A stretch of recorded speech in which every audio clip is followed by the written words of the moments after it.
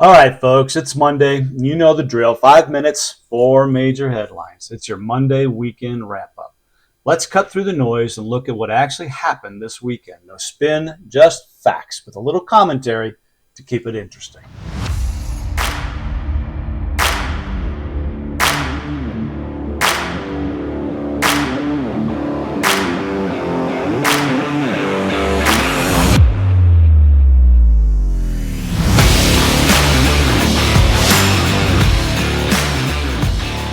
First up, Trump's big, beautiful backstab moves forward, barely. The Senate advanced a massive 940-page bill packed with the tax reform, border funding, and spending cuts. But before it even made it to the floor, it was already being sliced and diced. Major policy points that resonated with the America First base were softened or removed to satisfy donor lobbies and moderates. Even a few GOP senators broke ranks, including Tom Tillis, who voted no and announced he won't seek re-election.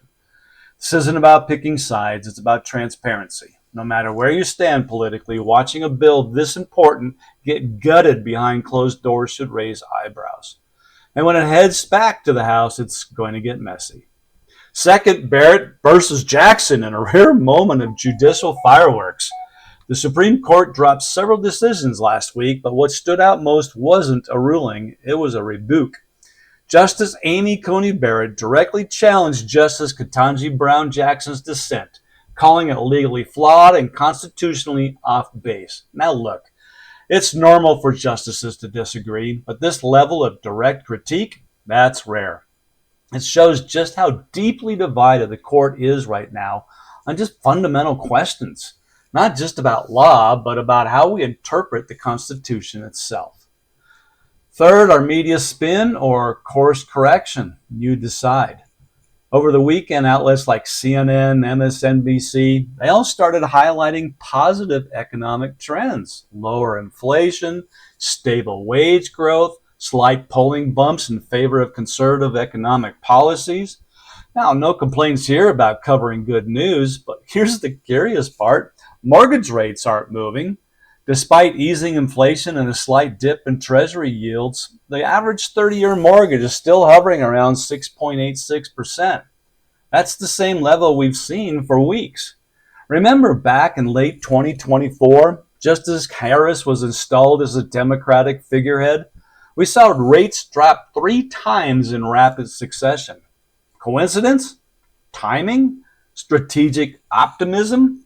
I'll let you be the judge. But if inflation is truly cooling now, why aren't rates easing in a way that actually helps working families? And speaking of the Supreme Court, they had moves with real-world consequences. Here's what's dropped without much fanfare. Nationwide injunctions from lower courts restricted. Parents in some states can now opt kids out of LGBTQ plus related curriculum. States can legally withhold Medicaid funds from Planned Parenthood, and age verification laws for adult content upheld in Texas. So whether you agree or disagree with the outcomes, these rulings will shape public policy for years to come. And they remind us that judicial appointments matter, no matter who's in office. So final thoughts. Whether you lean left, right, or just want government to work better, you deserve facts, not fluff. And this weekend showed us how policy, power, and perception are constantly in play. We'll keep calling it like we see it, and we hope you'll keep listening. If you like what I'm laying down, hit follow, like, and subscribe to stay informed. And check out our full content on YouTube and Facebook. We break this stuff down every week, no filter.